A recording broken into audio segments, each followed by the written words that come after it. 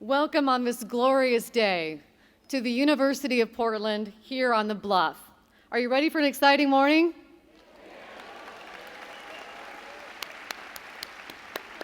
I must say you all look marvelous today. It's great to have you here. Aren't we lucky to have His Holiness the Dalai Lama here in Portland, Oregon?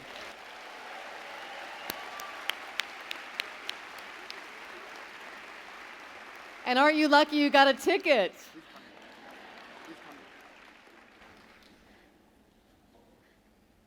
I'm Laurel Porter, anchor at KGW Television, News Channel 8, and moderator of our current affairs show, Straight Talk. I'm honored to represent KGW today. It is my pleasure and deep honor to welcome all of you to the Spirituality and the Environment, a historic interfaith event with His Holiness the Dalai Lama and with regional religious leaders. This very special event is co-hosted by Maitripa College, the only Tibetan Buddhist college in the Pacific Northwest, and by the University of Portland. Thank you very much to our pianist you heard earlier, Melinda Deshaw, for providing us with her lovely music. Thank you. And to Jerry Ellis for his nature photographs. They were lovely. It set the mood beautifully. We will soon be joined by our speakers, and again, if you just joined us, I ask you to kindly silence your cell phones. There is no flash photography and no recording, please. We will begin this morning with opening ceremonies. First, the speakers will come together to light the candle of peace. This will be followed by a song and flower offering by children from Portland. Please welcome the Portland Youth Choir and our flower offerers.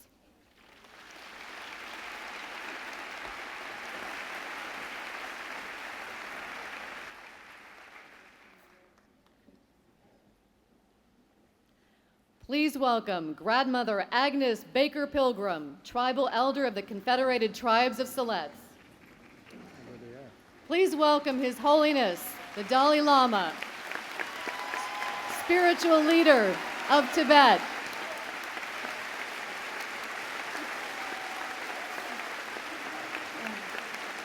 Accompanied by House Speaker Tina Kotek and Father Bocham from the University of Portland. I think I'll be standing. Grandmother Agnes Baker Pilgrim. Please welcome Imam Mohammed Najib, Resident Imam of the Muslim Community Center of Portland.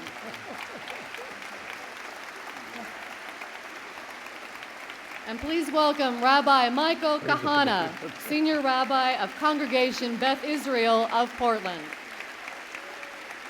And once again, please welcome His Holiness the Dalai Lama, spiritual leader of the Tibetan people.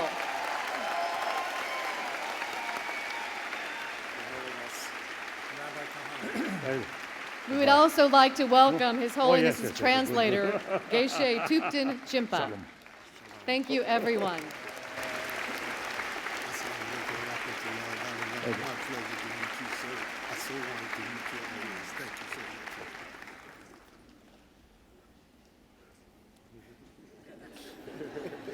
Yeah, beautiful.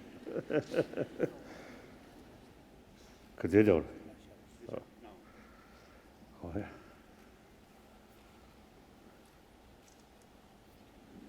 I think sit down. Sit down.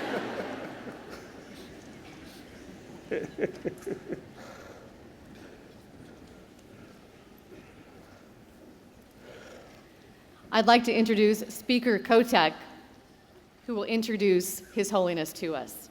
We wanted to include House Speaker Tina Kotek in this summit because the University of Portland is in her legislative district and because she is the speaker and a rising star in Oregon politics. I was also intrigued to learn that Speaker Kotek majored in religious studies in college and has a master's degree in international relations with a specialty in comparative religion. She has described herself as a lapsed Catholic with Buddhist tendencies. She's the right person to introduce His Holiness.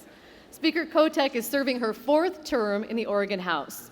She is focused on helping small businesses create jobs, pushing for stable funding for our public schools and higher education, and ensuring that all Oregonians have access to safe, secure housing. Before her first election to the Oregon House of Representatives in 2006, Representative Kotek worked as the policy director for the nonprofit advocacy organization Children First for Oregon and as a public policy advocate for the Oregon Food Bank. She lives in the Kenton neighborhood here in North Portland with her partner Amy Wilson, and we're honored to have Speaker Kotek with us today to help us welcome His Holiness the Dalai Lama to Portland. Please welcome Speaker Kotek.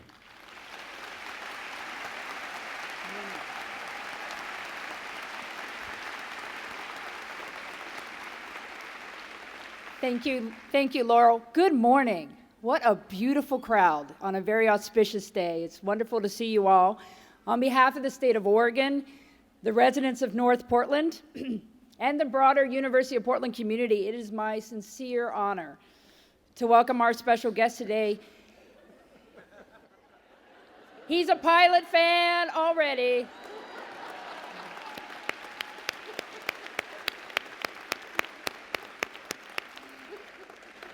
We are very honored to have His Holiness the 14th Dalai Lama of Tibet with us today. Clearly, there is a lot for all of us to learn from His Holiness. I'm looking forward to taking this morning to slow down, as I'm sure many of you are, to listen to him and the eminent religious leaders who are here today, and take something today from his teachings and from their teachings and their thoughts back into our lives, and for me, back to the legislature. For elected leaders, our individual faith perspectives inform the work we do, the questions we ask, and the decisions we ultimately arrive at. So it's imperative for all of us, and particularly those in elected office, to reflect on our starting points and what brings us into these important conversations, whether it's about the environment or about the economy or about social justice issues. In preparing today, I went online, and His Holiness has a wonderful website, and I was reading some of his previous addresses, and one in particular struck me. It's from a passage from 1992 when he addressed the Parliamentary Earth Summit of the United Nations Conference on the Environment and Development in Rio de Janeiro. And while that was made over 20 years ago, it's still timely and still timeless. His Holiness spoke about the divisions between East and West and the growing gap between the rich and the poor. Issues that are still front and center today, and unfortunately growing wider still, the gap between the rich and poor. And he spoke of reducing that gap and of finding a way to bring people together. And he had this one remark. He said, quote, "Come together and think in terms of one world. Both sides belong to that same world. And with this attitude, you can achieve many things." And this is a lesson. Yes, thank you. Those simple words, that lesson, is one I hope we can instill in the legislature, in Congress, and we as Oregonians and Americans take that into our daily lives and share that with what we do. And so I look forward to learning more today and doing my small part to spread the teachings of His Holiness here in Oregon and to make a better world for all of us. And it is my true and humble honor to welcome His Holiness the Dalai Lama to Oregon. Thank you for being here.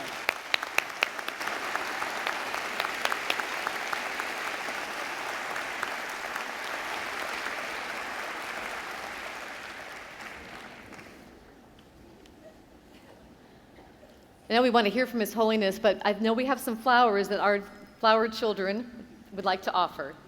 Would you like to bring your flowers over?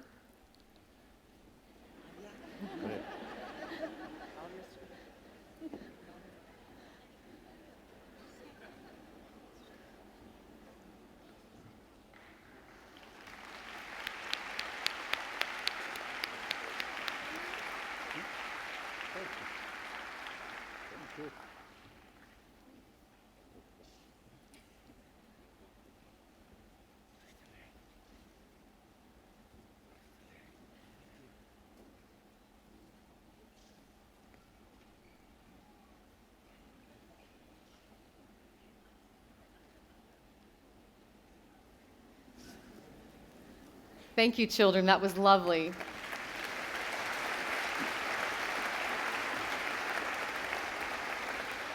And the Portland Youth Choir has a song to sing. Are you all ready to sing your song for His Holiness?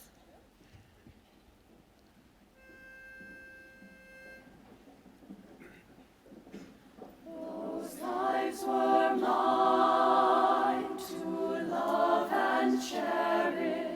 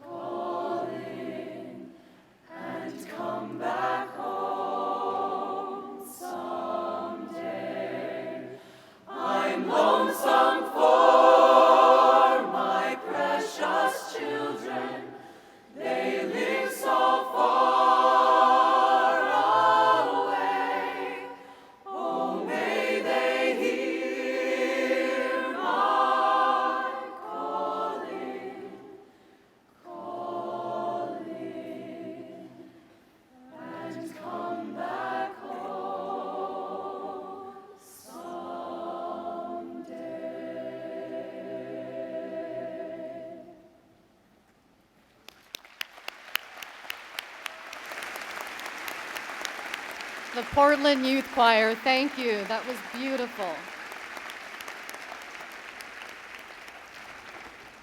His Holiness, would you offer some opening remarks for us, please, on our topic, spirituality and the environment? 그래서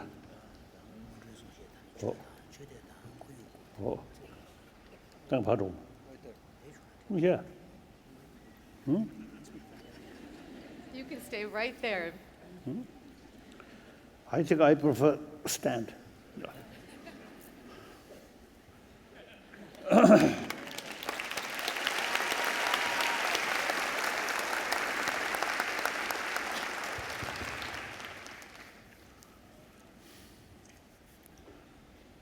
I would like to seek permission to wear this very strong light.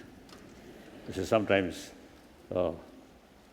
last year, my eye, both eye, because I operated, let's say, surgery.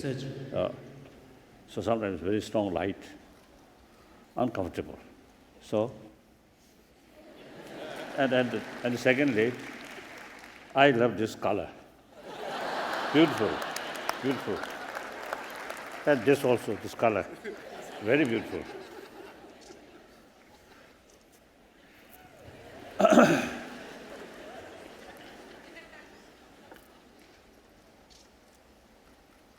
So,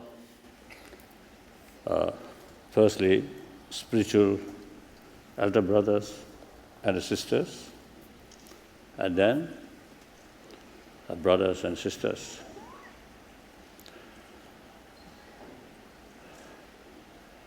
The first engagement or program in this beautiful city, this university, the interfaith sort of service, I'm extremely happy. Religious faith, I think, exists only among human beings. In animal world, no religious faith. Compassion, affection, biological factor. So even animal also have that. But faith, religious faith, only among human beings. Why? The previous Pope, the German Pope, he expressed faith and reason should go together. I think that's why only human beings, we have sort of better ability to use reasons. So religious faith came in human mind. So basically, religious faith is, I think, some kind of ultimate source of hope and comfort, peace of mind. Look, when people passing through desperate situation, things, something beyond one's own sort of control, then faith, I think, immense help to keep hope. And then, of course, the major faith or religious tradition,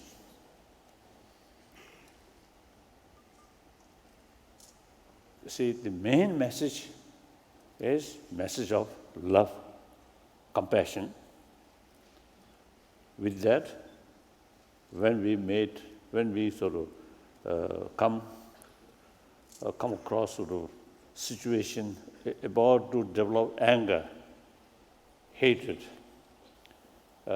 then that is the time practice of tolerance. And something happened, then the negative ill feeling usually remain longer period. In order to combat that, in order to reduce that, practice of forgiveness. So all major religious tradition, talks to these things. So therefore, all major religious tradition, I think at least last 3,000-4,000 years. Some cases maybe even 5,000, like Egyptian certain sort of belief, and also in China. These major religious tradition with certain concept or certain philosophical views. Here now, because of different sort of even different area, different climate condition, therefore different way of life there, different cultural heritage there. So, you see, according to that different sort of reality, other different philosophical views, you see, develop or happen. It is necessary to suitable the existing sort of reality.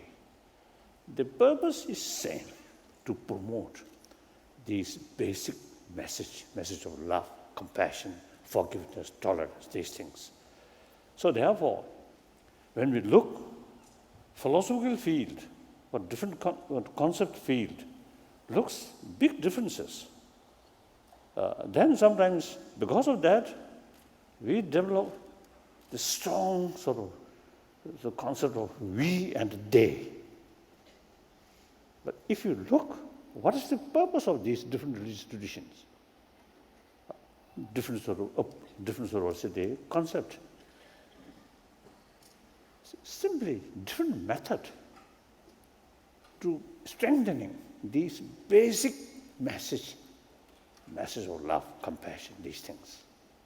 So therefore, the variety of human being, with different mental disposition, different way of approach is very necessary. So that's the reality.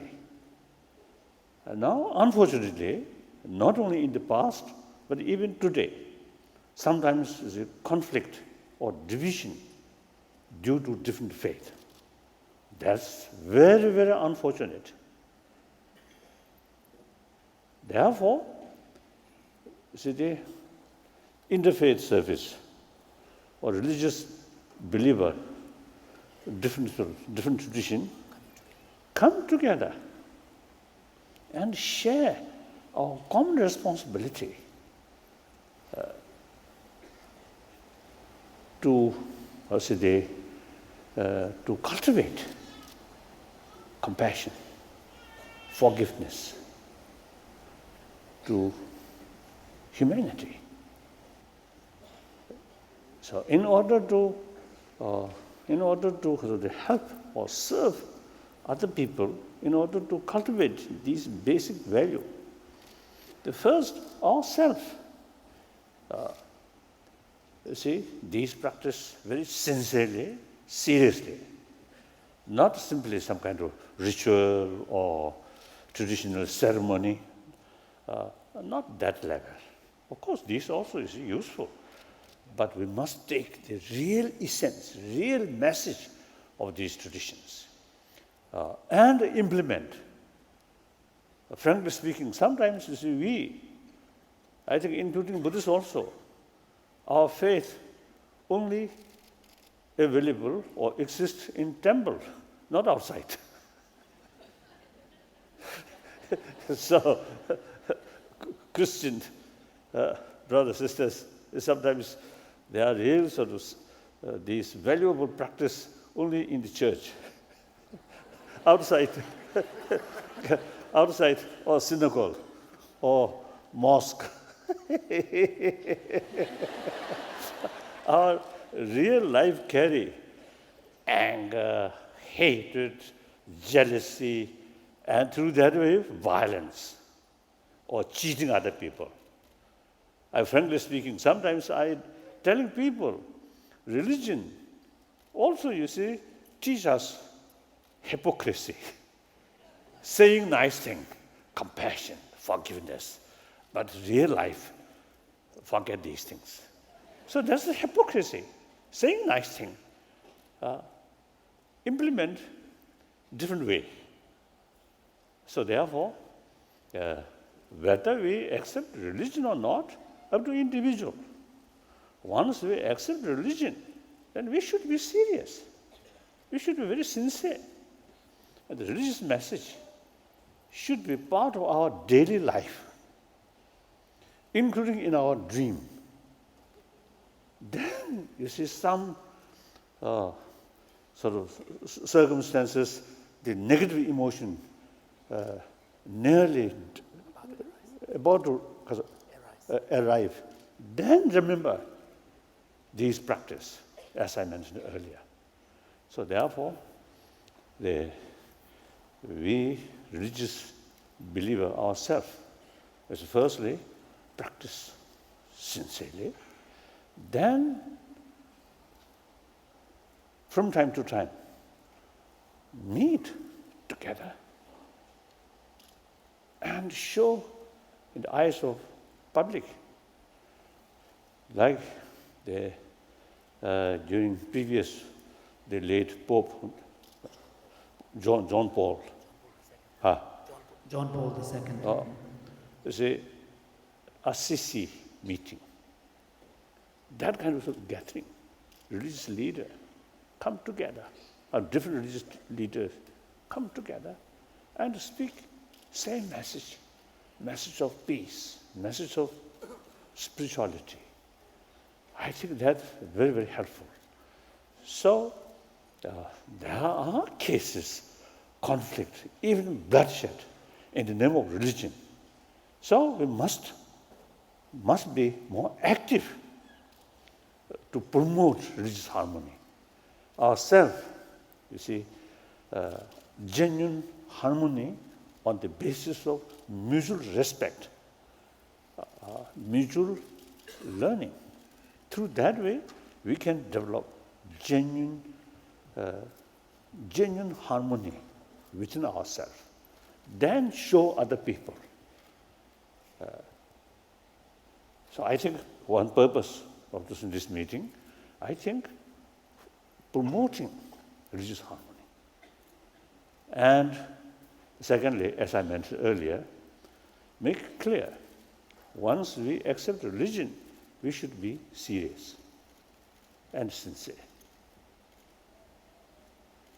So, then environment, one subject, environment. I think according to theistic religion, the whole sort of planet created by God, so God's creation, we must respect. We must protect that. If we love God, if we respect God, then God's creation, whole planet, must respect, must take care, not just exploit as much as you can, regardless of effect, like that. So I think religious people, religious believer, I think should take more serious sort of concern about the degenerating, about ecology, these things. So that's all. Then later, I think some discussions, isn't it? Yes. So I have to reserve some things to say at the time of discussion. Thank you.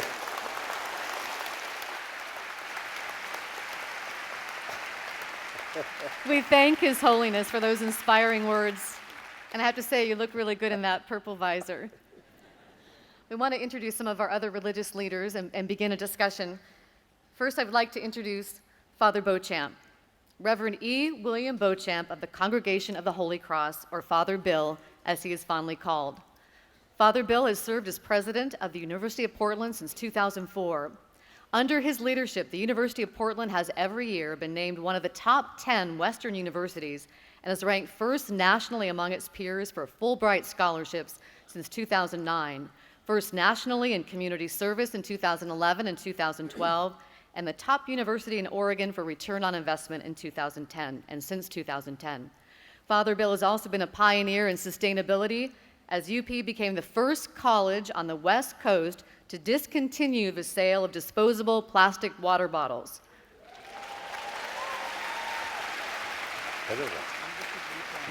Father and UP signed a climate action plan with the goal of being carbon neutral by the year 2040.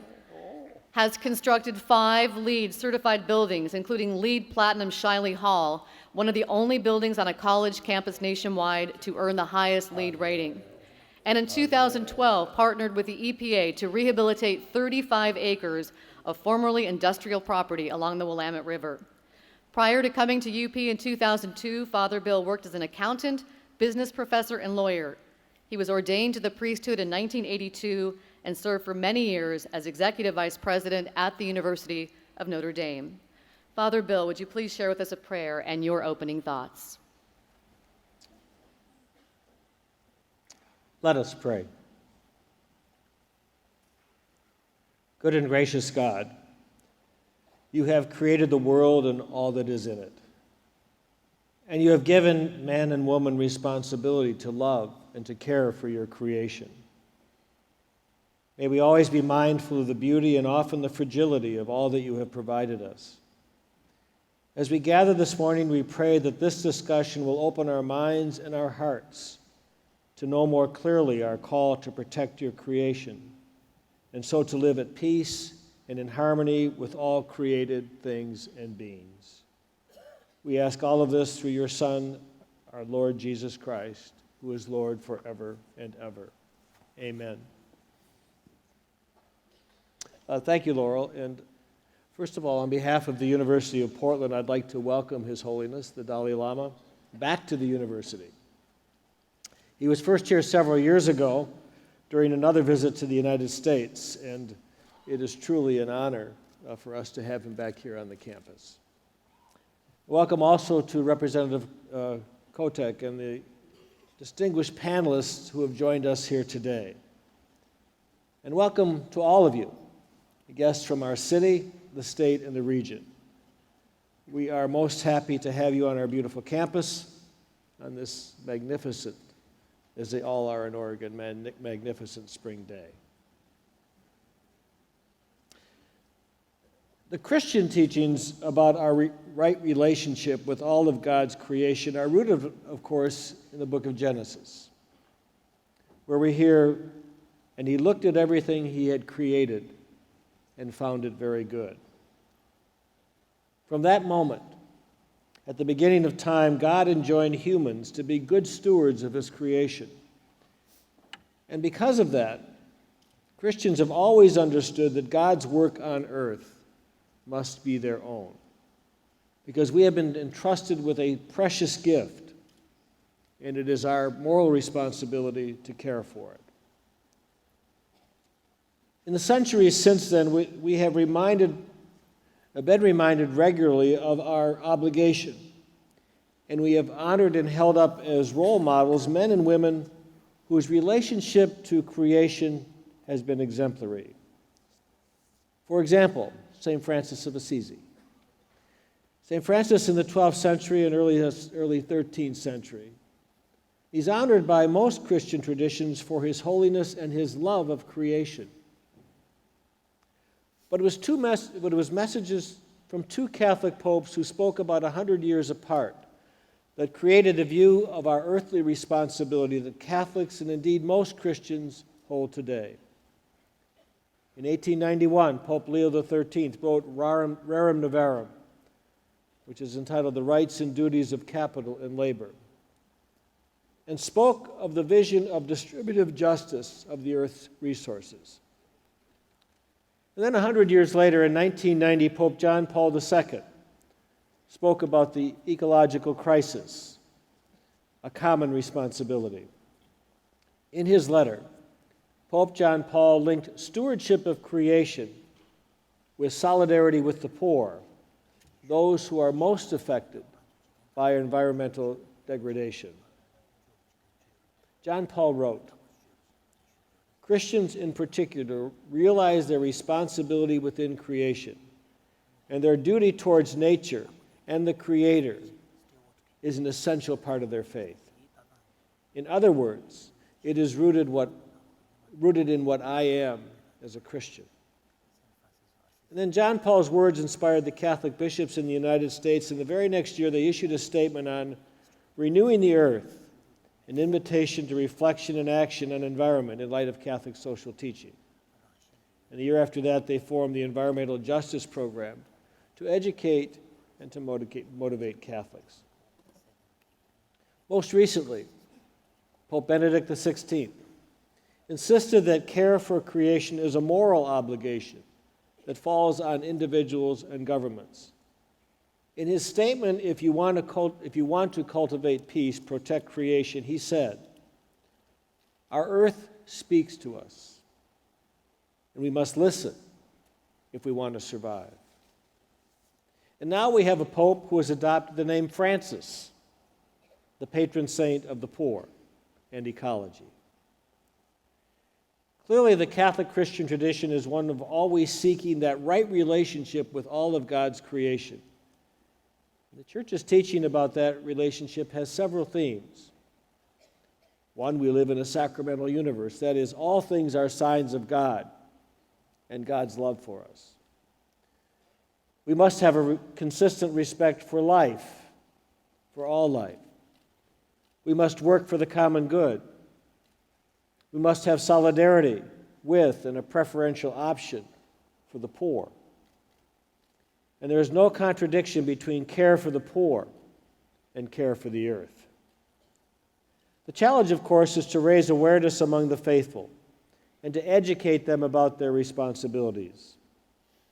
Those of us who teach constantly ask ourselves, how can we inspire others to respect and care for our creation?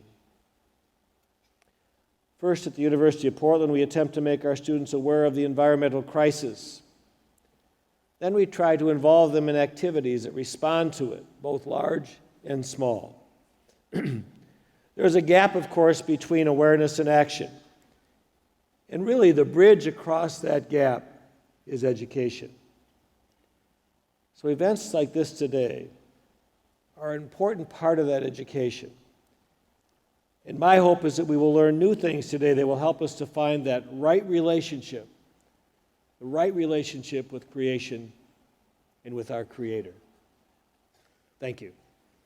Father Bill, thank you. Father Bill, thank you for those wonderful words. Thank you. It is my pleasure now to introduce Grandmother Agnes Baker Pilgrim. Grandmother Agnes Baker Pilgrim.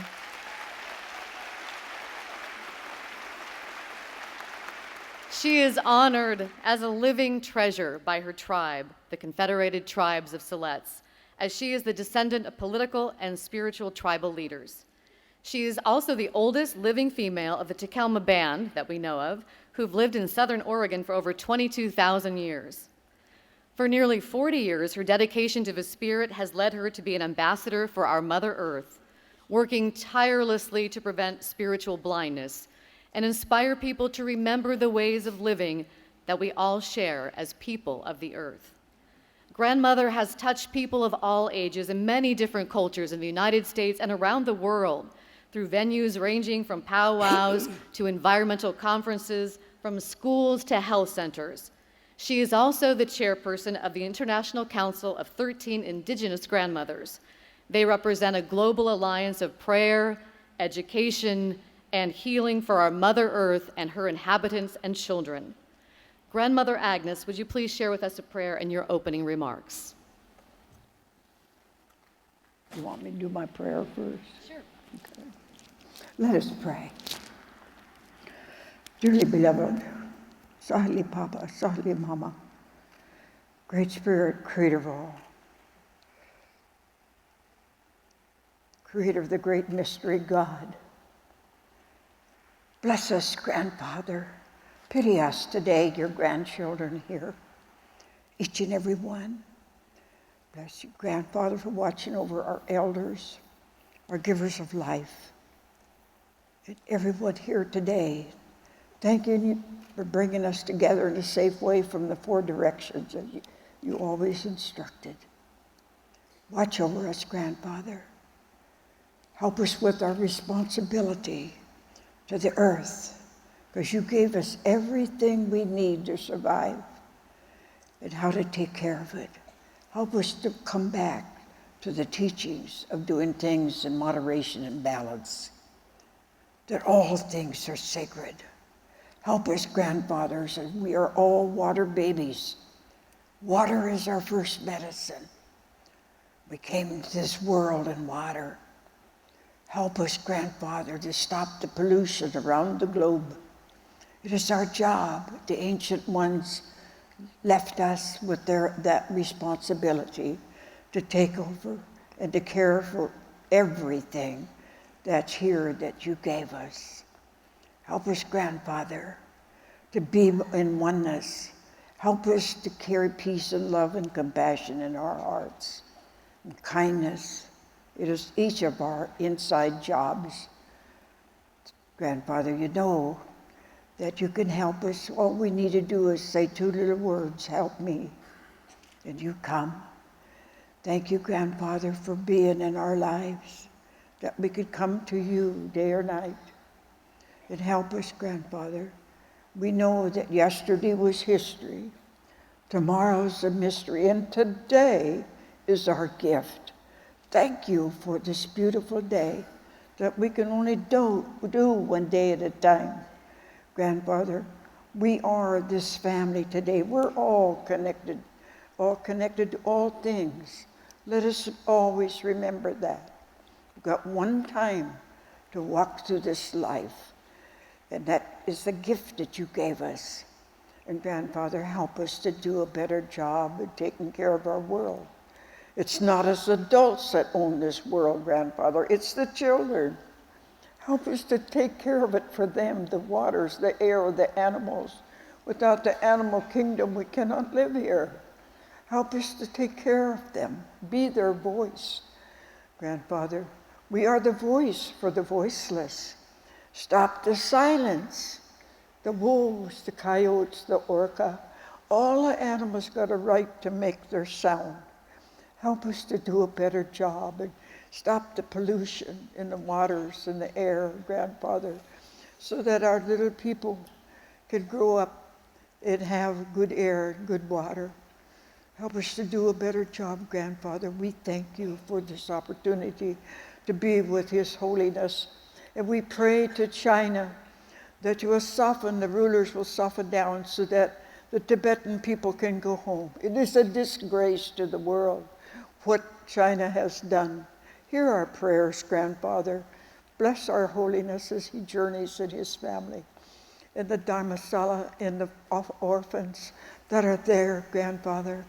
Watch over them, keep them safe. And grandfather, we pray that you talk and help each one of us here today in our walk on this planet, and help us to help those that need our help, grandfather. We pray, give us that strength. And we give you the praise in His name. Aho, aho, aho. Thank you, thank you.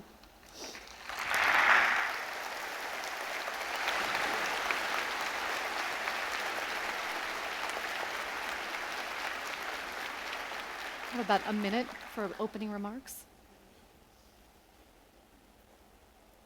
There's so much to talk about today and so little time. But I pray that each of you here, the grandparents, that you will help the grandparents. They are the glue to your home and to your family. To watch over the little people. I always say it's us women that have an invisible umbilical cord attached to the earth, because we are the givers of life.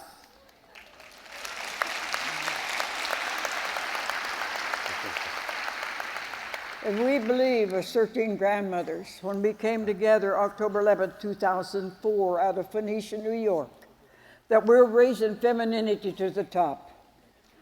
This is why the rulers of the world are not balanced. In every man, there's this feminine consciousness, and every woman is the male consciousness, and it needs to balance. We need to stop the rulers from ruling us with fear and force. We can do it if we want peace.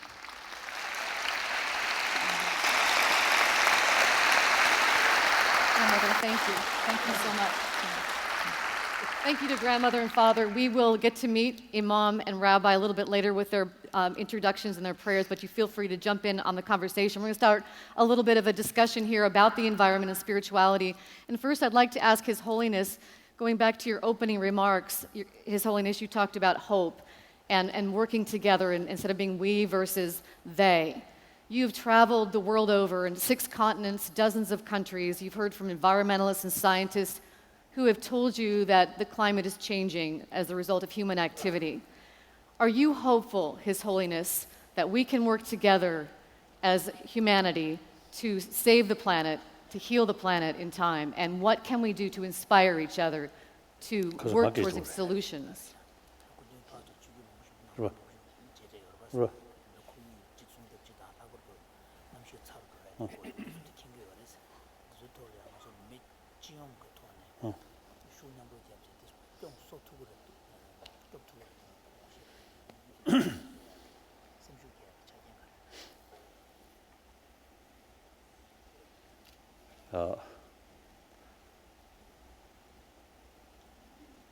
Buddhist literature, see, we usually, you see, talking eons. So, eventually, our whole galaxies will disappear. So that's the part of movement of the nature. Natural cycle. Go like that.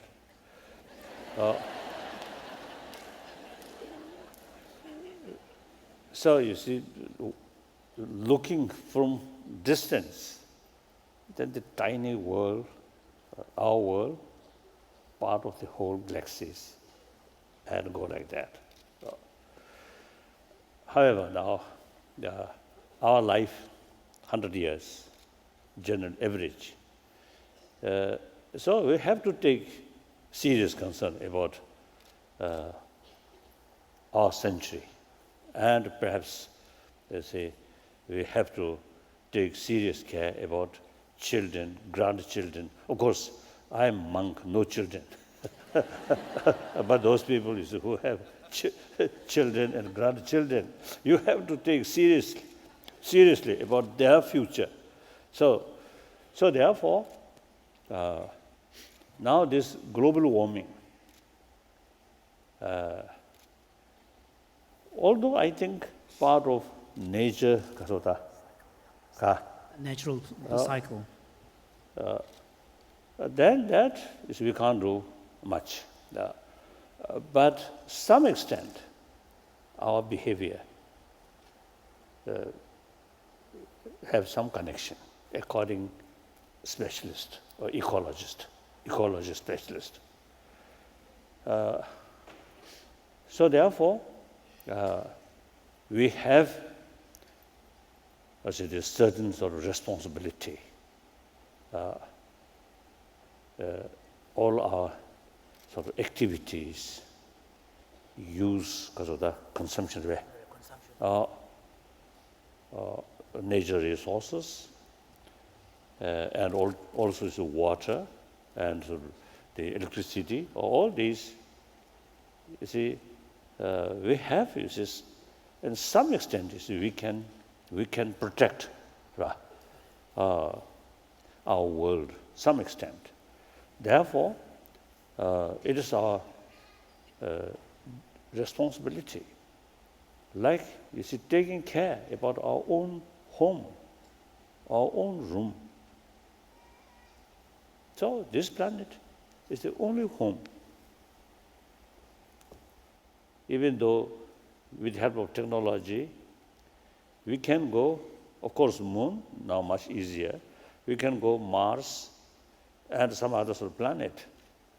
But it is almost certain, impossible to settle there. So this planet is the only home.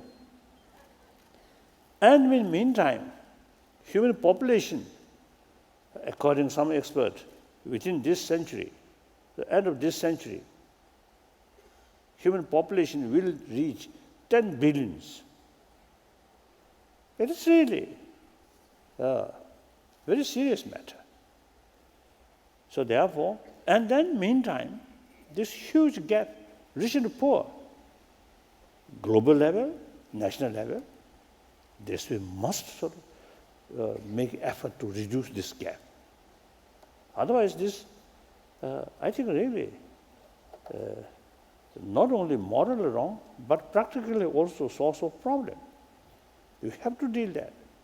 So that means the people whose sort of living standard under poverty, poor, so must uplift, raise up. So the natural resources,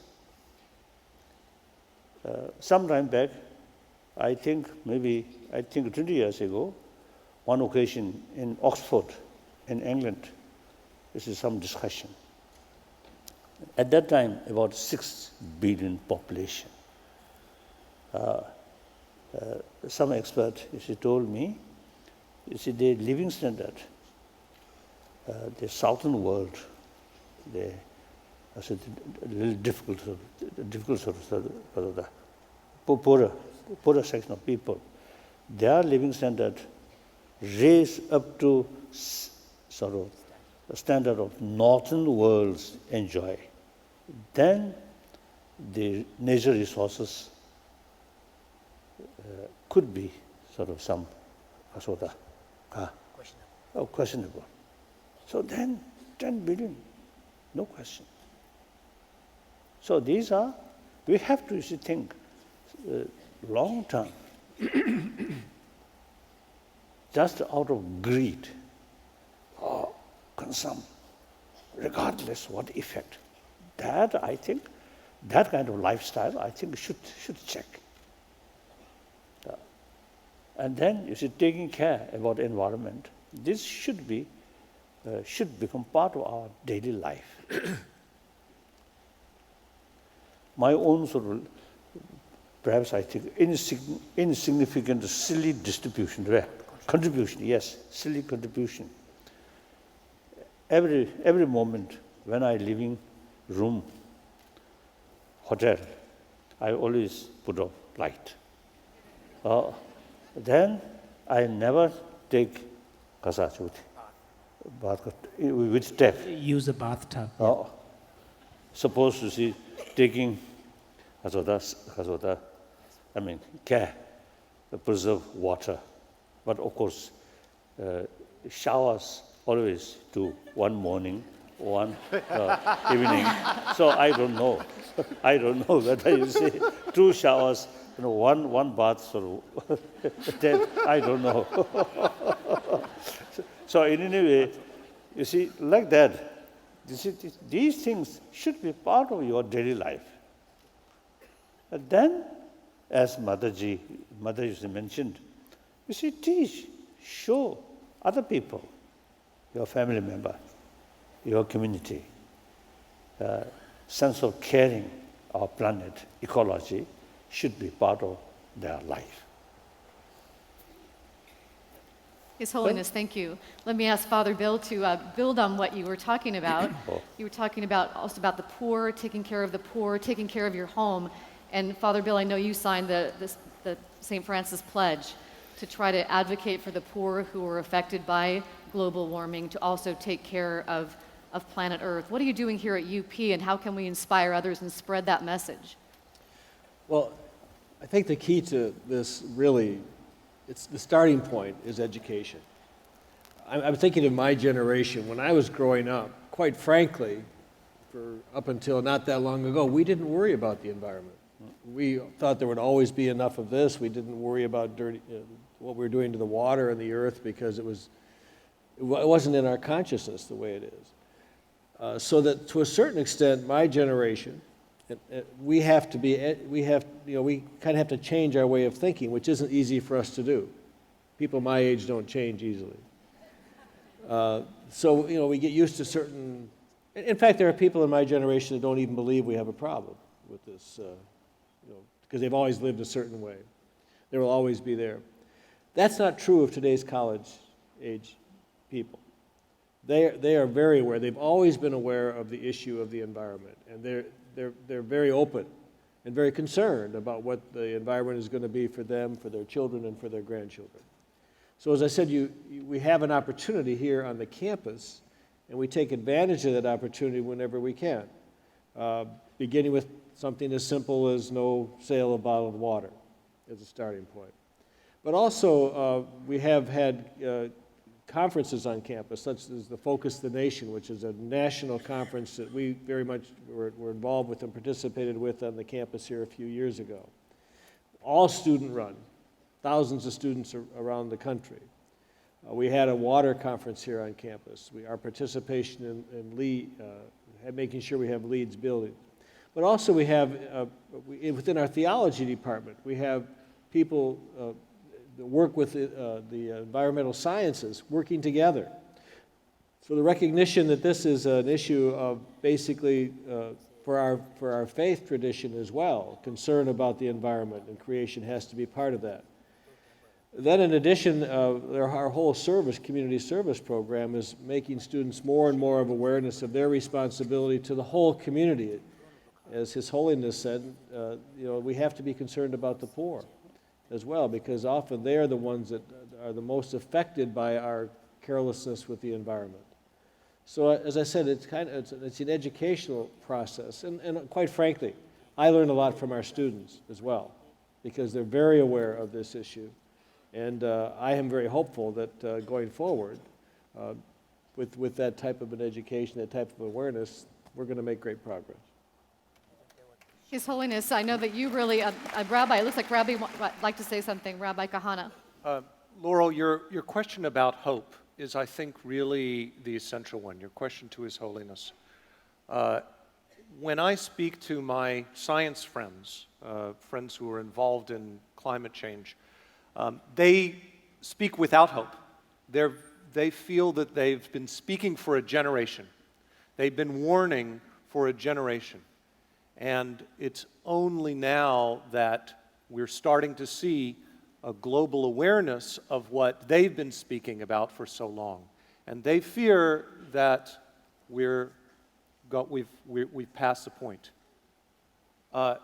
It is, I think, the responsibility of the religious community now to speak about hope, just as His Holiness did. We have that responsibility to say we are partners with the scientific community.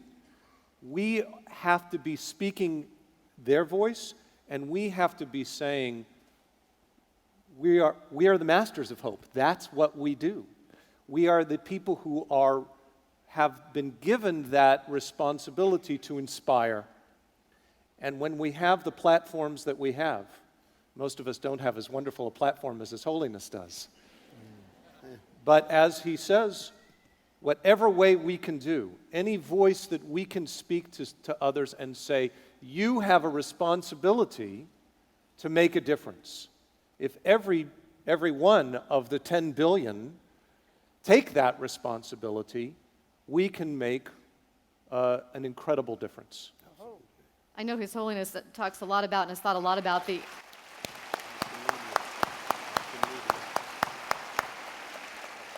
His Holiness has talked a lot about the intersection of science and faith. Would you like to speak on that, His Holiness?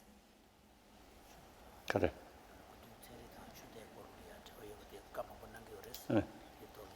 I have the book. It's a good book.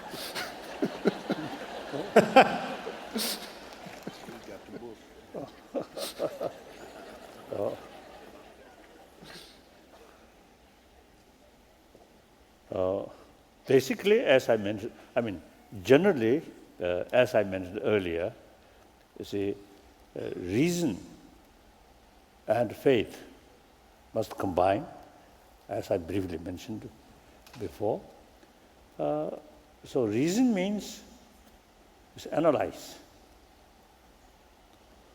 So whole scientific sort of, science development based on investigation, experiment. So that is try to seek the reality through investigation. So use reasoning. So overall, you see, there's that kind of sort of connection. For example, what benefit practice of compassion? It is wrong to say, "Oh, God state." No. We must analyze. Practice more compassionate sort of feeling, sense of concern of others' well-being. Since you develop sense of concern of others' well-being, then there is no room to exploit other, to bully other, to cheating other. As a result, your sort of way of life can carry honestly, truthfully, transparently. Through that way, you can develop trust from the rest of your community. Trust is the basis of friendship. So friendship, some extent maybe artificial friendship can buy money, buy power. But real friendship only comes when you have trust. Trust can develop if you carry transparency. That very much related with sense of concern of others' well-being. If you keep here extreme selfish, extreme self-centered attitude, then often you see lead hypocrisy, cheating other people, telling lie. Some scientists, you see, through their sort of investigation, you see, they say people who often telling lie, more stress. So you see, truth, speak truthfully, honestly, transparently, insight, more satisfaction, more sort of self-confidence, more inner strength. Telling lies, here, weak, always feel some anxiety.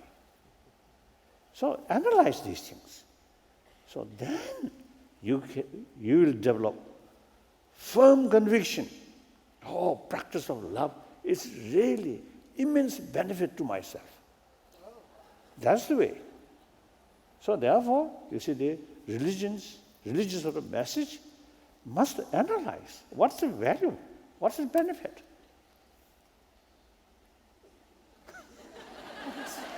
I think if you see those great masters still, you see, available, we can meet them, then they will explain. Now, that's not the case.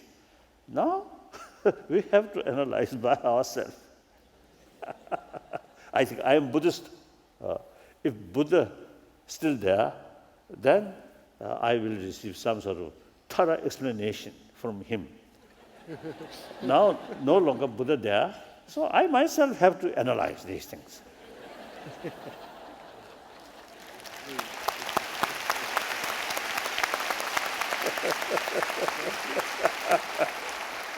Imam, His Holiness was talking about trust, and that's something that you and I have talked about, something you work on all the time in your faith and through the Muslim Community Center. How can we build on what His Holiness was talking about? We just have a minute or so before I want to bring you in, but how do we build that trust so we can try to take on some of these challenges with the environment between all of us? Laurel, I'd just like to kind of dovetail off of what His Eminence the Dalai Lama has said in terms of population increase. An interesting book by Michael Kerr, it's called The Race for What's Left. And in this particular book, he points out human population. Human population will go from 7 million in 2011 to 9 million in 2050. And he says our resources are already strained as they are, but a lot of it has to do with our reckless mismanagement and the extravagant lifestyles, just as the Dalai Lama was pointing out, that we kind of accustom ourselves to. And just as Rabbi Shahana has said, in terms of us from a faith-based perspective, and this was one of the main reasons why I thought this was such a prestigious gathering, was to be with these type of notoriety, and coming from our different religious perspectives, be able to come back to, say, our congregations and be able to share this type of information from them for dissemination so that we all can be involved in this, the protecting of our natural resources, the looking out for humanity, protecting the poor. All of these things are necessary for us to ensure for humanity to have a way forward. And Imam, thank you. I need to end this part of our discussion.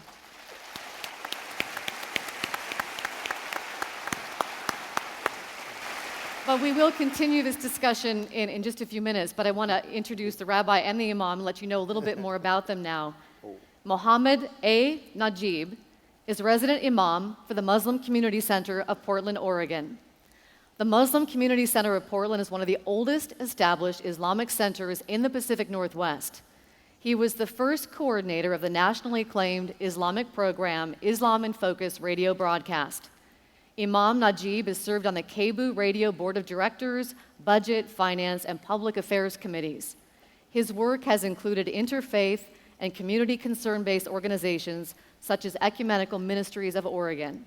He was the first imam to deliver the invocation to the Oregon House and Senate in Salem.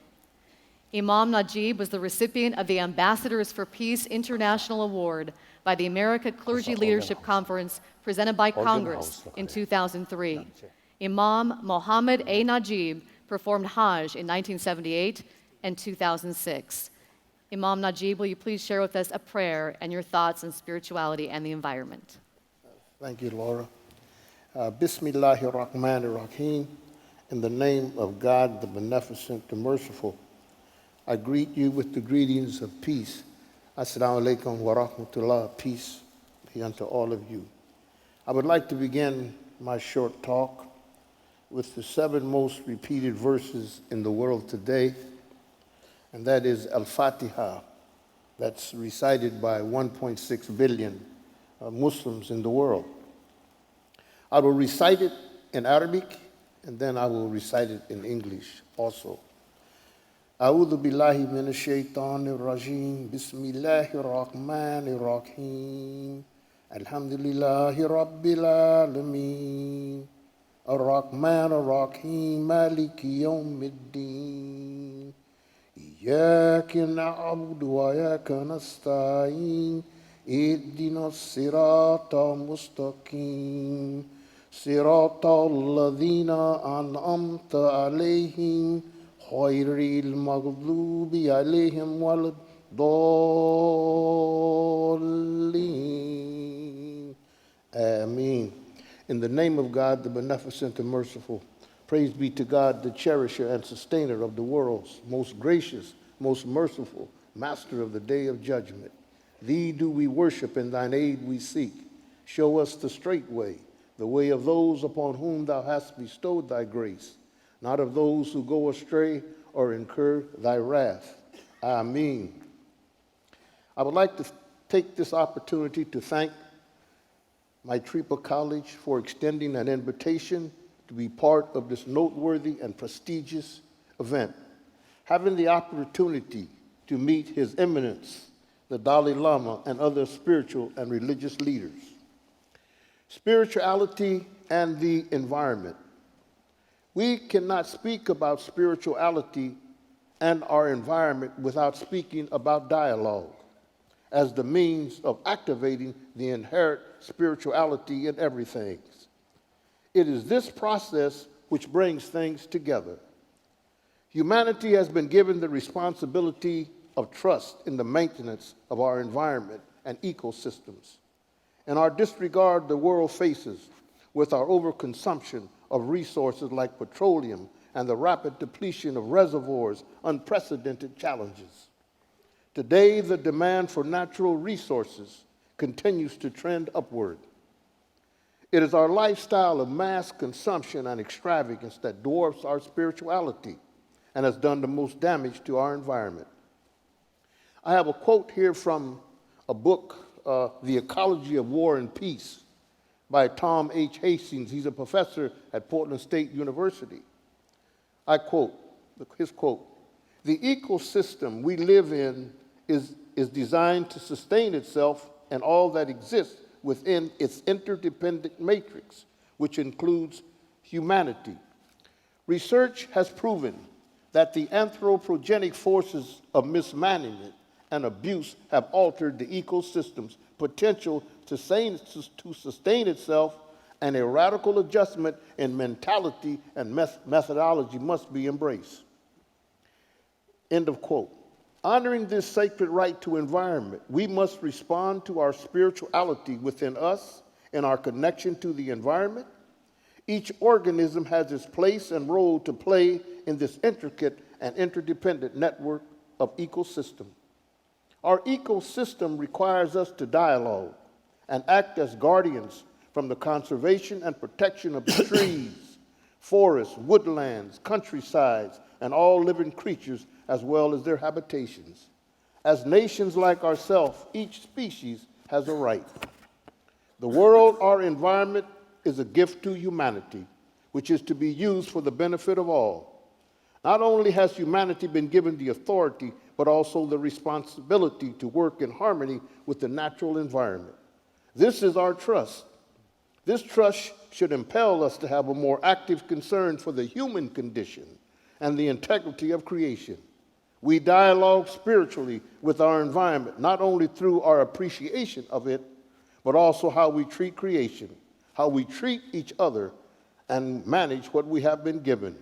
And I conclude with a short ayat or verse from the Quran, which I read, or Muslims read. In the Quran, it says, "We have not compelled humanity to adopt one way or another. We are shown the right course from the wrong and are left to choose as individuals. So whoever pleases may mind it. Most certainly, we, humanity, have been shown the way." Shukran. Thank you. Assalamu alaikum wa rahmatullah. Imam Najib, thank you. Thank you for those inspiring words. Now I would like to introduce Rabbi Michael Kahana, our final and very patient speaker this morning. Rabbi Michael Z. Kahana is the senior rabbi of Congregation Beth Israel in Portland. Through his leadership and programming, Rabbi Kahana has reached out to unaffiliated Jews, interfaith families, and others who've struggled to find a home in the Jewish community. Rabbi Kahana brings to Congregation Beth Israel his passion for creating a warm, supportive community in which Jewish learning and worship are exciting and engaging. Rabbi Kahana's academic interests are the interface of religion and science, which he talked a little bit about earlier, with a particular emphasis on medical ethics. He serves on community boards and interreligious councils and is a past president of the Oregon Board of Rabbi. In 1999, Rabbi Kahana was featured along with his family in the critically acclaimed documentary, The Last Days. His 2012 Rosh Hashanah sermon, Rabbi Sputnik and the Dreams of a Generation, will be included in an upcoming edition of American Dreamers, a collection featuring the, quote, optimists, mavericks, and mad inventors who believe we can create a better world. Rabbi Kahana, will you please share with us a prayer and your thoughts? Thank you. Thank you, Laurel. I share a prayer not of my own, but a prayer of the great Rabbi Nachman of Bratslav, 18th, 19th century rabbi who was among the great voices of bringing Judaism and connecting with the natural environment. Rabbi Nachman prayed, "Master of the universe, grant me the ability to be alone. May it be my custom to go outdoors each day among the trees and the grass, among all growing things, and there may I be alone to enter into prayer. There may I express all that is in my heart talking to you, the one to whom I belong." And with that prayer is a brief story, a Hasidic story. The child of a certain rabbi used to wander in the woods At first, his father let him wander, but over time he became concerned. The woods were dangerous. The father did not know what lurked there. He decided to discuss the matter with his child and one day took him aside and said, "You know, I've noticed that each day you walk in the woods. I wonder, why do you go there?" The boy said to his father, "I go there to find God." "That is very good," the father replied gently. "I'm glad that you're searching for God. But my child, don't you know that God is the same everywhere?" "Yes," the boy answered, "but I am not."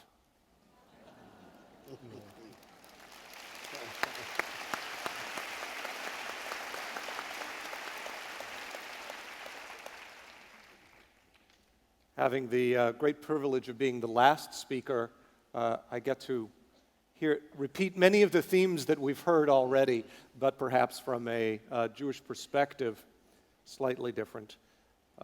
Your Holiness, my esteemed colleagues on this panel, all of our dear friends who have taken this time to explore issues of common concern as human beings, we share this single fragile planet, as His Holiness told us.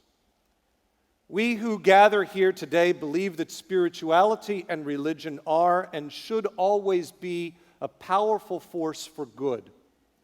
We stand in opposition to the pervasive nihilism that we see, in opposition to the instinct that is within each of us to view the world and other people as commodities to exploit. Religion and spirituality teach us the opposite: honor, respect, humility. We are not trapped in the eternal competition that defines the animal world, to kill or be killed, to eat or to be eaten. Religion teaches us that all of humanity lives in direct relationship with each other and with the world around us.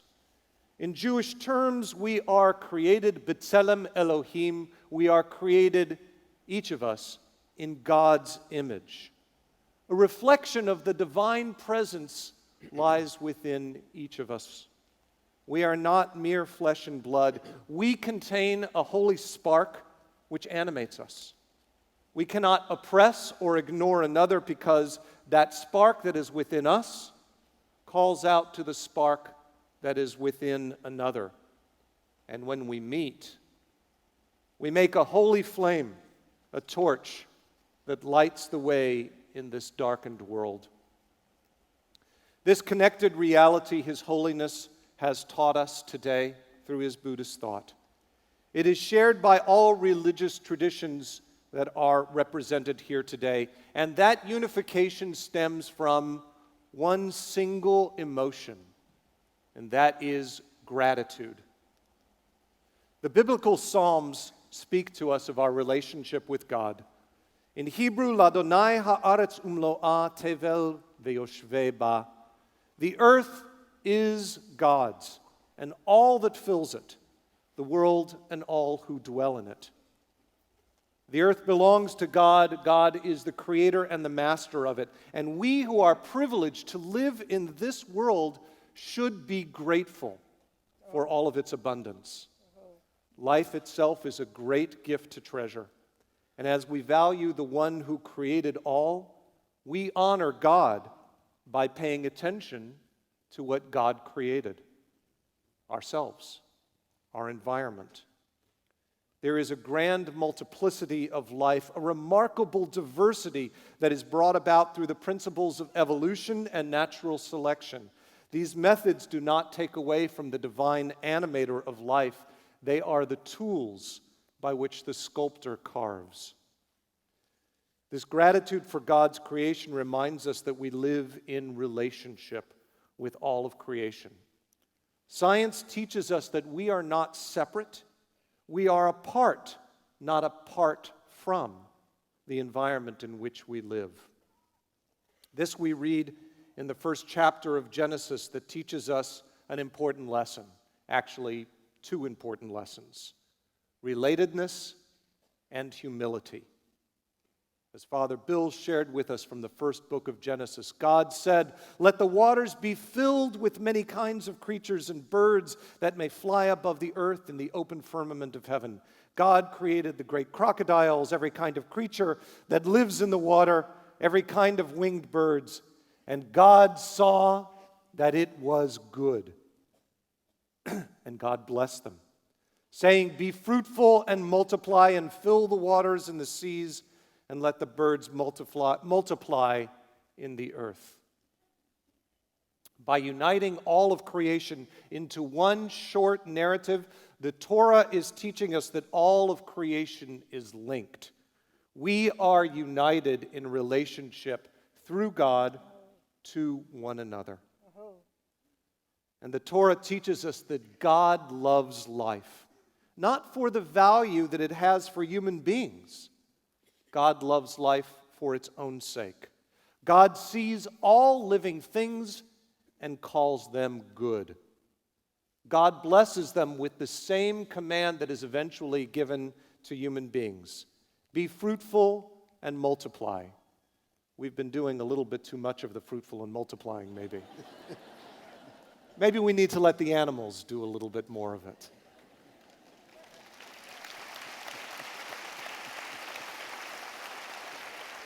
We human beings have a tendency to look at the world in terms of what can it do for us? What can I get from the world, from the animals, from the plants, from the living, from all of God's creation?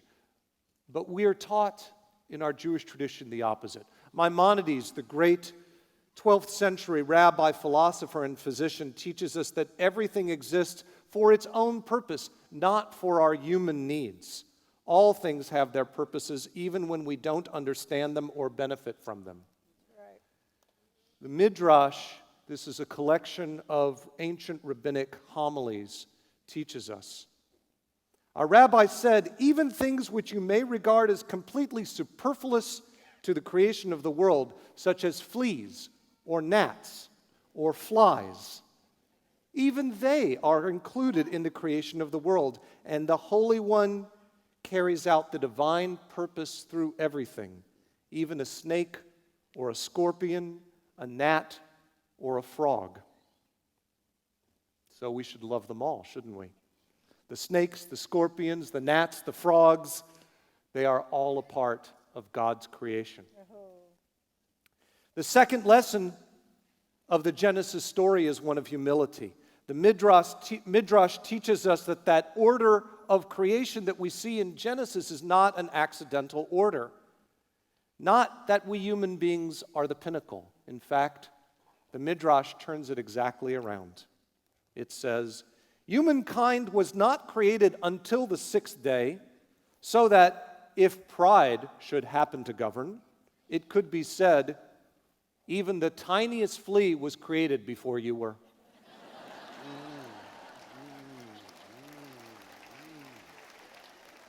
And the final lesson that I would draw is a lesson of responsibility. And this, I would say, is the Jewish core. This is our principle, to discover what is our duty. Again, in the Hebrew from the prophet Micah, "Higid lecha Adam, ma tov u'ma Adonai doresh mimecha." He has told you, O man, what is good and what does the Lord require of you.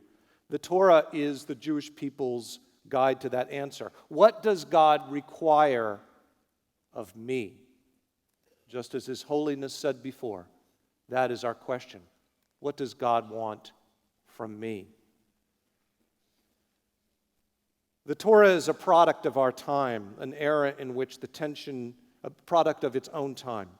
It was written at a time when there was a tension between the rural roots of our people and the urban future that was prevalent.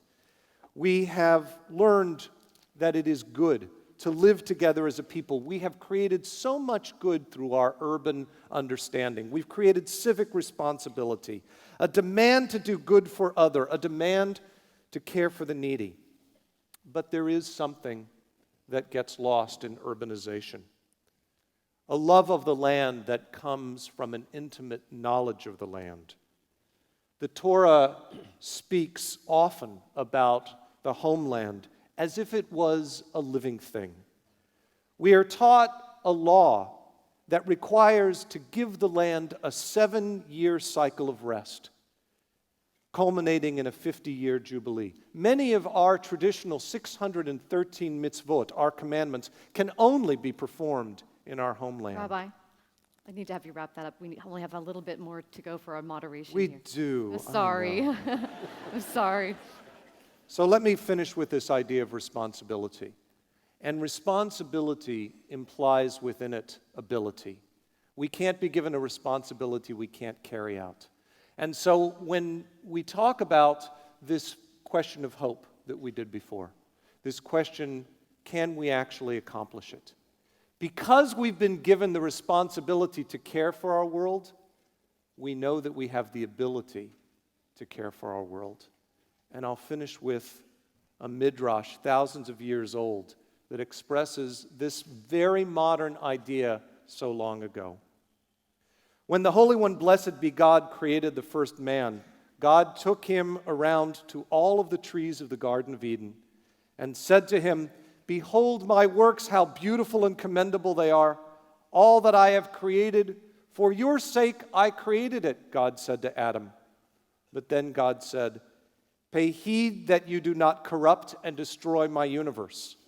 For if you corrupt it, there is no one to repair it after you." Rabbi, thank you so much for those beautiful words. Thank you. Thank you.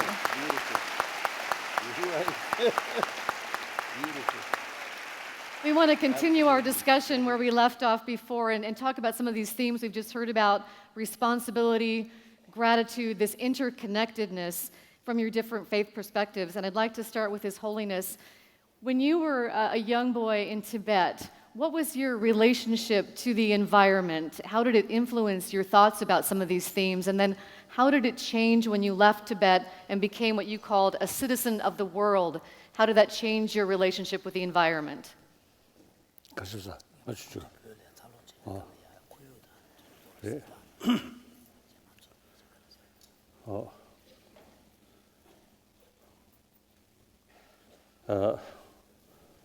When I was in Tibet,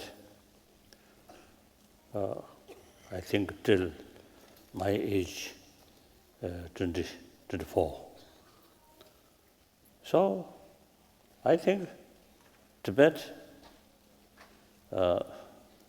some people call roof of the world, and very clean. I think one way, the small population, their lifestyle also quite simple. So everything, I think, very beautiful in the nature form like that. And then, and so, from my childhood, so I love flowers, and sometimes to see, cultivate soil, gardening like that. And only after I came to India, then gradually, when I firstly sort of heard, "Oh, this water you cannot drink," I was a little surprised. In Tibet, whenever passing through some water, river or something, stream, we always enjoy, no problem. So then I began to learn. Water looks as water, but still much polluted. Even fish or these water animal also sometimes difficult to live. I remember one time in Stockholm, in the center of the city, on the river, some of my friend mentioned nowadays in that river begin to reappear some fish because of the special care because of the pollution. Pollution. Although the factories are still there, but they put some special effort to not polluted water like that. So as a result, some fish now gradually appear. In the previous, no fish like that. So therefore, then gradually I developed keen sort of interest about the environment issue. So I learned through scientists. I'm from scientist. So my awareness about sort of ecology is through education. Right. So I think like media, I think should make clear. It is everybody's interest, taking care about the environment, these things. And sometimes even it's necessary, our daily lifestyle, if something indirectly affect ecology, then should reduce these things. So that I feel like I think myself, full of ignorance, then get some knowledge, and then that ignorance is reduced. That's the only way to educate people. Like that. So that. Now suppose wherever I give talk, I always talk about ecology, importance. Or then, now here, I think I may mention one Chinese ecologist. A few years ago, as I saw one article wrote by a Chinese ecologist. That article brought by one Irish ecologist. So in that article, this is mentioned the global warming, the rate of global warming on global level, 0.1. And Tibetan Plateau, the rate warming 0.3, so a little higher. And then he mentioned the effect, global warming, from Tibetan Plateau as much as South Pole and North Pole. So he described Tibetan Plateau as third pole, so south and north, and then third pole. So like that, it seems that person really is seriously sort of study on the spot, I think. So he concluded like that way. So therefore, as a Tibetan, see, it is very, very important to know the delicate situation about Tibetan Plateau, about ecology. So I hope many Chinese, particularly those exploiting nature resources without proper care of the ecology, these I think should educate. Then Tibetan Plateau, of course, the major rivers which cover the almost whole Asia, you see, their ultimate source come from Tibetan Plateau and the Himalayas, snow mountains, these things. So therefore, almost I think over 1 billion human beings' life depend on these rivers. So it is something very, very important. So I always telling these things. So perhaps part of my sort of commitment is ecologist, but never sort of study about ecology.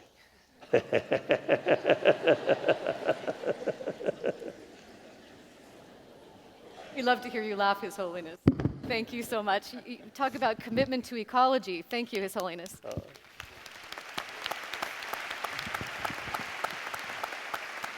His Holiness talked about a commitment to ecology. And grandmother, I know you had a brush with death in 1982 with cancer, and you made a pledge at that time as you healed that you would work to heal Mother Earth.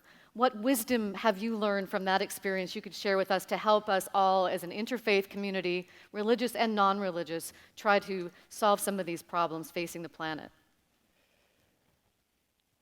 Well, I learned a lot, or I wouldn't still be here. You know, to me, church is every day. I'm not working every day towards some God that's here already. I'm very grateful to be alive.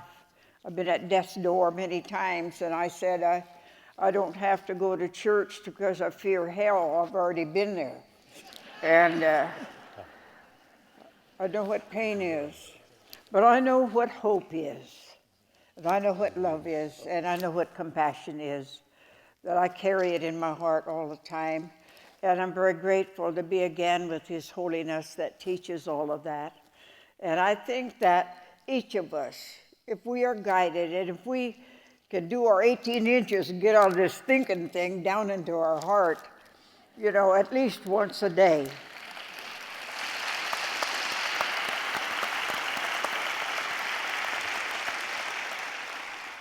And to also remember your cheapest medicine is laughter. And your best and first medicine is water. To guard it with your life. Without it, we cannot live. So I pray that each of you, every day, will make it ritualistically a way of life to greet the morning with water and to thank it, as Dr. Moto has says, water can hear. And so 75% of your body is water. So talk to it and thank it in here.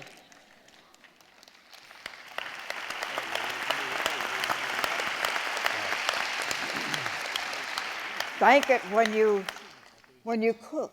Thank it when you wash your clothes and wash your hands. Flush the toilet. You know, water your lawn. Take a shower. Talk to the water. It can hear. Talk to the cloud people. Thank them. Without them coming down on us, the green wouldn't live.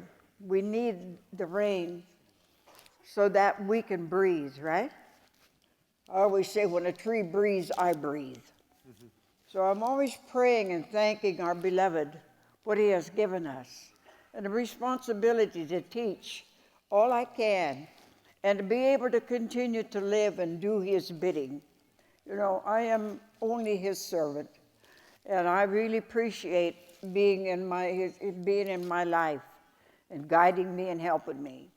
I always say when I go to, if you got one foot in this world and one in the other, you better start praying that you'll make it, you know. And so every step counts. You know, life is hope.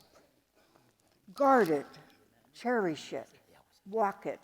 Walk with your truth, you know, walk your prayer. I don't care what your belief is. I always say there's one beloved God and many paths. So let's learn to get along and accept one another, you know, and give each other encouragement. Always don't help somebody else unless you got yourself cleaned up first. You know, you got owies and baggage, quit carrying it around. You can't change a thing a minute ago. You know, all you could do is forgive it. And let it go. Thank you so much. I want to bring Father Bill in this too. Thank you so much.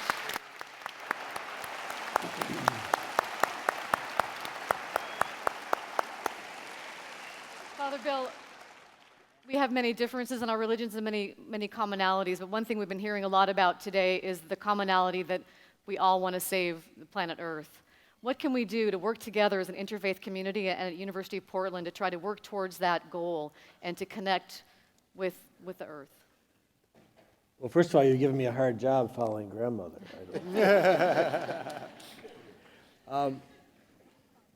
If you look at the purpose of this interfaith dialogue today, I mean, I don't think the more important thing is it can't stop today. Interfaith dialogue is important at all times, and to recognize and respect each other's traditions, and to recognize that in the end, we all have one goal. One goal is that we all live together, that we recognize our Creator and what our Creator has given us, and that we take responsibility for it. So the more we can have dialogue, but the important thing is you have to go beyond the dialogue, you have to go to action. And so the important thing is that dialogue leads to action. And it's the same thing at the university. We can talk all we want in the classroom, and we can have all the clubs and things that we want.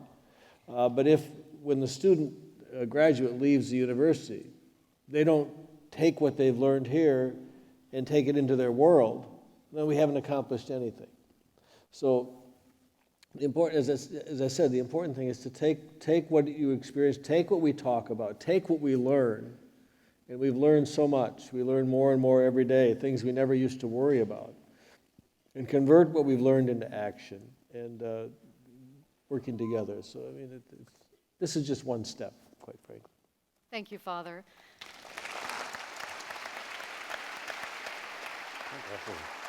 Imam, you talk about dialogue a lot. How can you build on what Father Bill was saying? How can we use the dialogue we've begun today, take it into our community, and turn it into action? Laura, from, I think, all of our perspectives, there are things that we can relate to in terms of our principles of belief that we hold dear to us. And just like we've talked about the environment, we've talked about humanity and the concern that we should have for each other.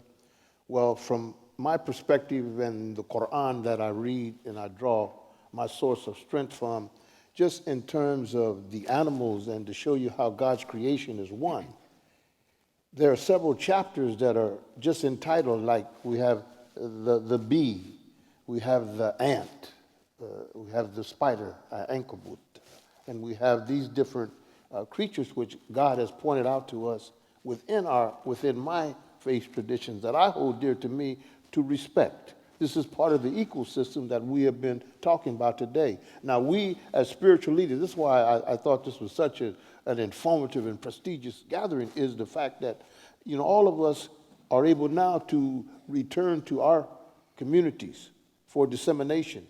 What Father Beauchamp said in terms of this can't stop here, and the Dalai Lama, his eminence was saying earlier, the rabbi, Mother Agnes Pilgrim, all of us are saying that we have to continue this dialogue. This dialogue and the activation of it in terms of the spirituality, we must now, come together as one and use it now as a springboard for us to activate others and start causing that type of environmental change within not only ourselves and our communities, but it will spread to others in terms of the protection of humanity. And that should be the primary goal and focus of this. Imam, thank you.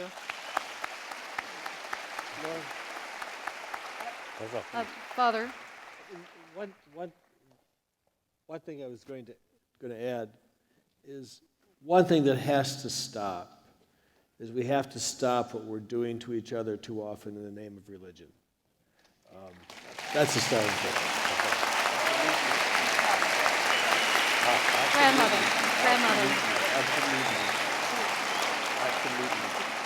I'd like to say that we're all in this leaky canoe together.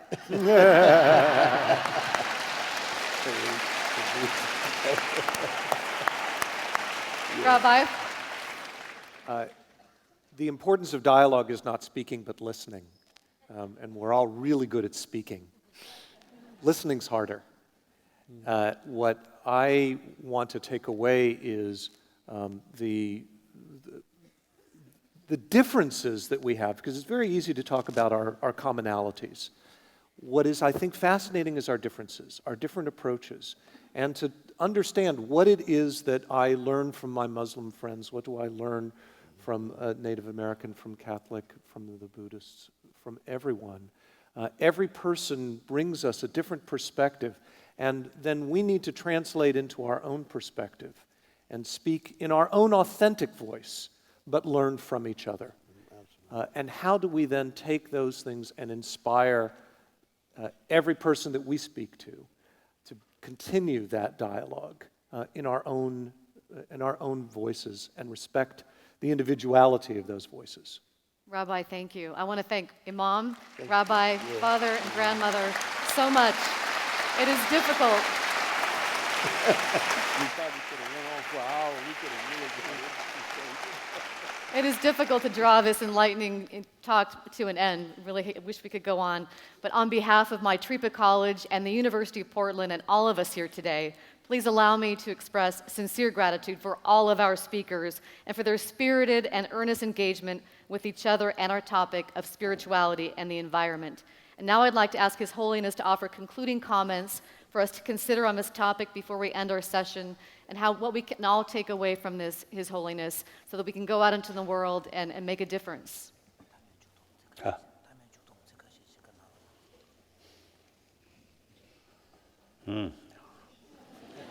I don't know. I don't know. I think you mentioned, at least to say, in the name of religion, should not harm each other.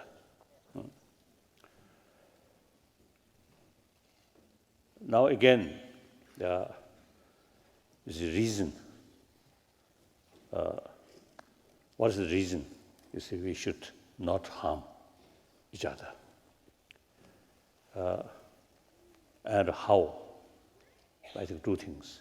I think first, reason.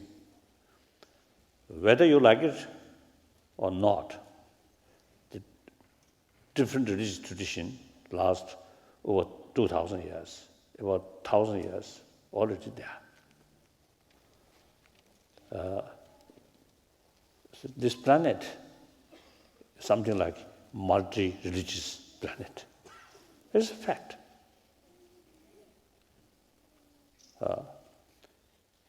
If you harm other, what do you get benefit? No benefit. No matter how sort of,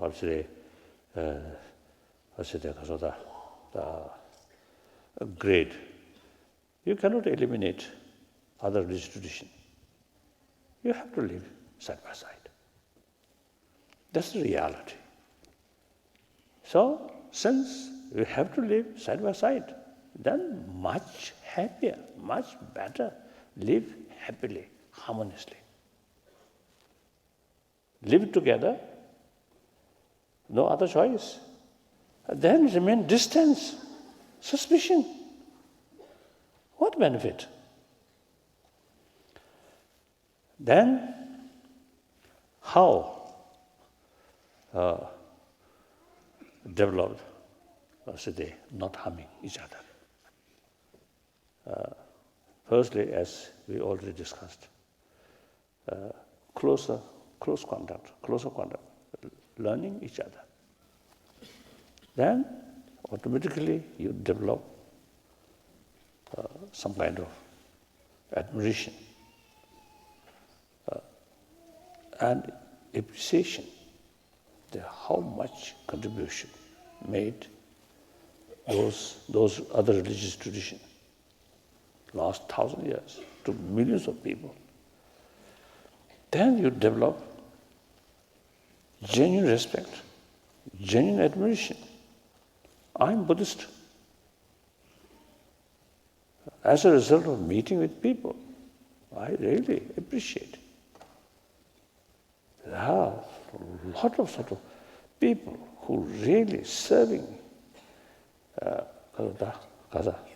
humanity or difficult area, very poor community, number of Christian,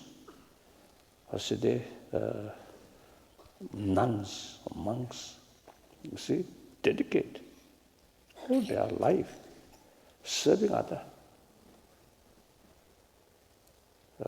Not remain in luxurious way of life or lifestyle. So such like Mother Teresa, see, their sort of inner strength come from their faith. So once we saw these things, then automatically you develop admiration or appreciation of that tradition. This is one thing. Another thing, many years ago, in Argentina, we have some sort of also gathered some religious leaders and also some scientists. There are one Chilean scientist. I can't remember his name, but he, physicist. In our gathering, he mentioned as a physicist, his field is physics, quantum physics.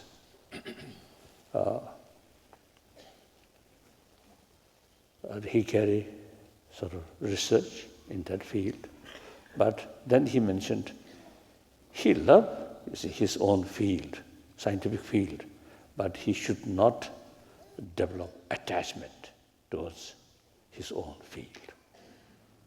It is really wonderful. Now, for example, I'm Buddhist. I have faith, Buddhism. Because I got a lot of sort of benefit, improve my life, and essentially bring inner tranquility, no matter how difficult it is. So therefore, I believe, Buddhist teaching. But I should not develop attachment towards Buddhism. Because once we develop attachment, then your mental attitude becomes biased. Once your mind becomes biased, and you cannot see goodness of others because your mind biased. So in order to see reality, our mind must be, we must look objectively. Our mind should be unbiased. So therefore, I believe, of course, generally, I think in the past history, and even I think today, conflict, name of religion, I think their main factor is economy or political reasons, but use religious name. Then some cases, I think people who really believe their own religion, but other religions are something wrong. So now, I think the people call fundamentalist. So believe one's own religion. It's a very strong sort of concept. One truth, only religion. Then look at others, or something wrong. So that, I think, causes of too much sort of attachment towards one's own faith. Then here, I often use the telling concept of one truth, one religion, and the concept of pluralism, several truth, several religions. It's a contradictory. One truth, one religion, several truth, several religions. But how to overcome this this contradiction? In terms of individual, concept of one truth, one religion is very relevant. In the terms of community, naturally, several truths, several religions already there. Now, on this was the platform where already 5 truth, 5 religions already here. If we insist only one truth, one religion, if I, Buddhist, emphasis on one truth, only one truth, only one religion, then I have to convert this person, become Buddhist, that person also try to become Buddhist, this also, that also. What use? Impossible.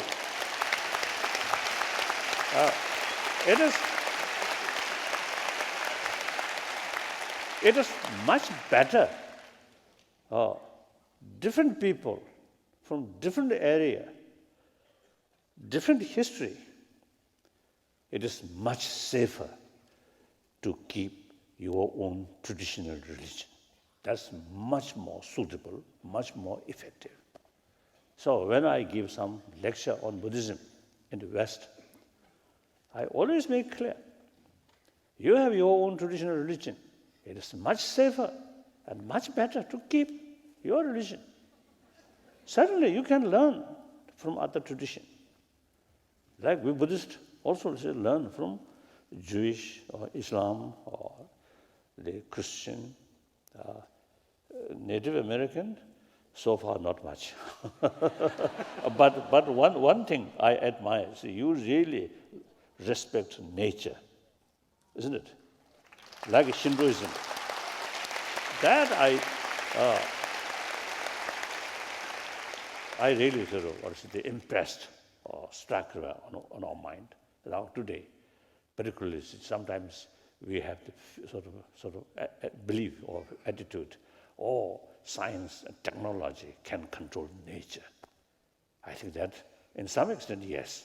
I think within this room, within this hall, we can control cold and hot, but not global level. So global level, nature is much more stronger than our technology. It's fact. So therefore, their respect to nature, like Shintoism, respect to nature, I think very good.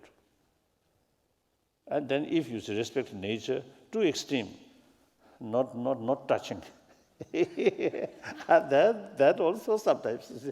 So I think middle way is very, very important. Either extreme is not good. We have to sort of more balanced or more relative, isn't it? Like that. So the important is, say, look at the tradition objectively, sincerely, seriously. Then you can see a lot of sort of benefit, values. And then eventually you develop all major religious traditions have same potential. And then naturally develop respect, admiration. And also be, as I mentioned earlier, more realistic. There's 7 billion human beings. All 7 billion never be Buddhist or never be Christian, never be follow of Judaism. Or you chosen people, isn't it? All chosen.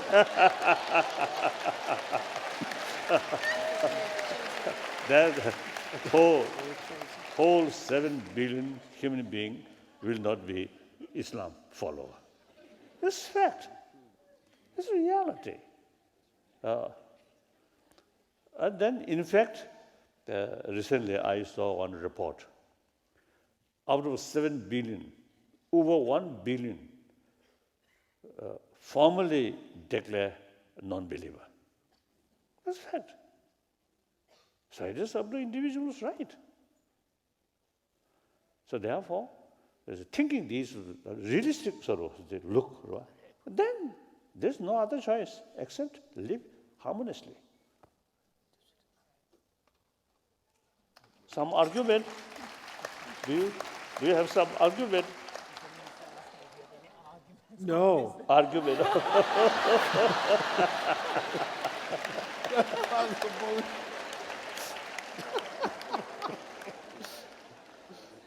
Yes. His Holiness, thank you so much. What a treat, what a treat.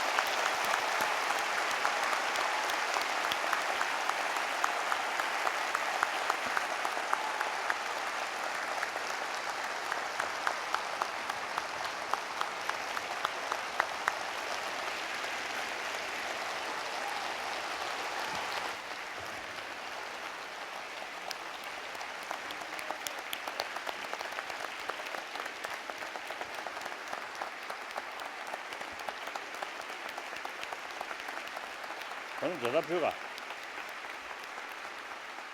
Thank you very much, His Holiness. I know I speak for everyone here that's on their feet right now, and many who couldn't be here who are watching us live streaming now on the web. We thank you for your vision, for your guidance, and for the example that you set throughout the world. Thank you so much.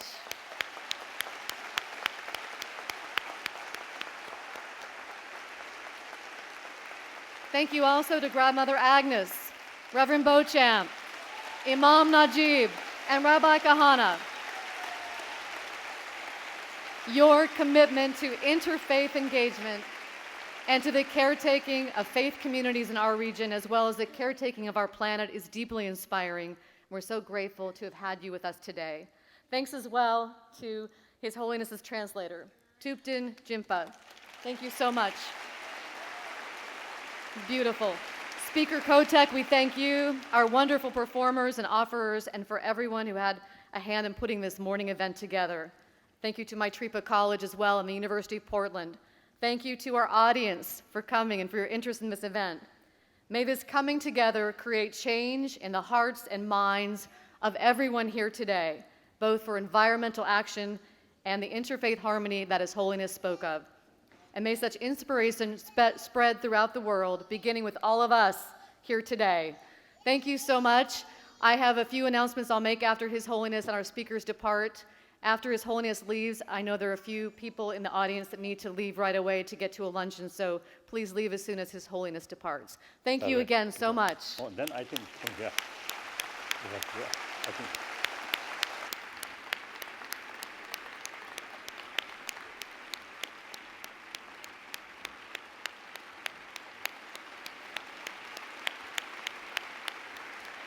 His Holiness is presenting prayer scarves to the speakers.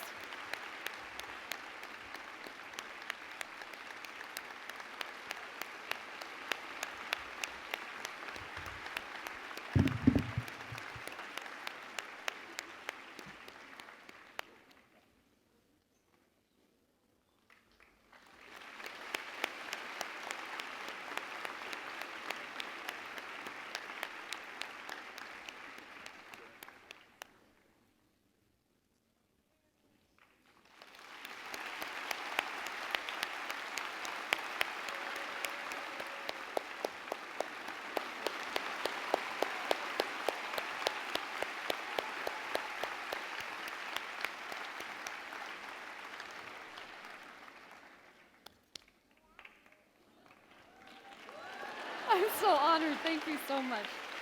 Thank you, His Holiness. Thank you.